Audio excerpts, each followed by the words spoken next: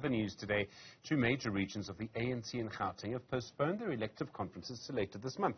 The Ekurhuleni Region postponing its Congress to the 20th of May. That's after the Greater Johannesburg Region postponed theirs until the 27th. Our reporter Pelane Phakgadi tracking these stories. They're in essence one story, I suppose. Pelane, good evening to you. In a way, the story is that there's just the latest in a series of postponements in the ANC.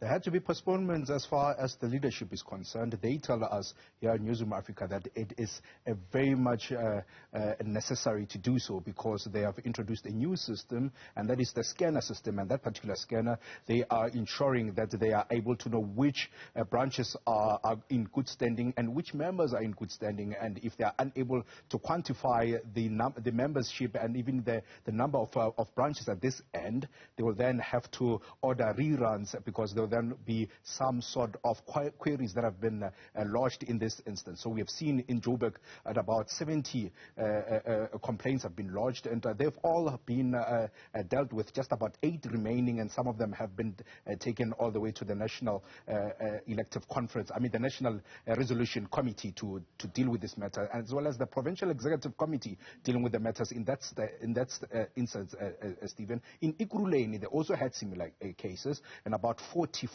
cases they had in this particular instance, and about 8 of them are also remaining. They are currently on review at the provincial and as well as the National Dispute Resolution Committees. So at this instance, their aim really is to ensure that the conferences do sit and they are not running risks of being nullified by a court of law simply because membership did not correlate at the time, and or even the web disputes which were raised and they were not attended to. In a way as well, in Joburg, particularly with the accident involving Rani, that really does upset the apple cart in many ways. No one really knows what's going to happen next in Joburg.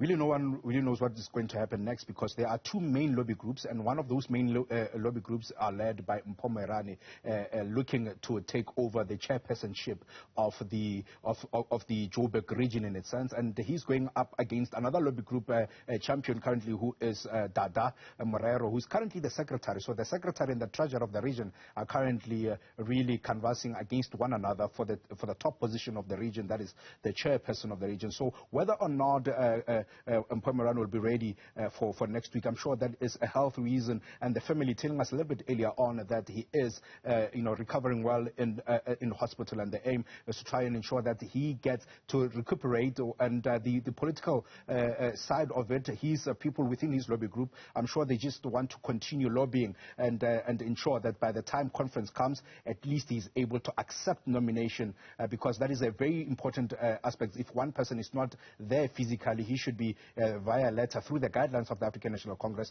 be able to accept nomination. We've seen that happening in KwaZulu-Natal. We've seen that happening in Mpumalanga, where people are on a step aside, but this is a totally different matter. They are able to contest the positions of power even though they are not present. Pelane Phakgadi, thank you very much indeed.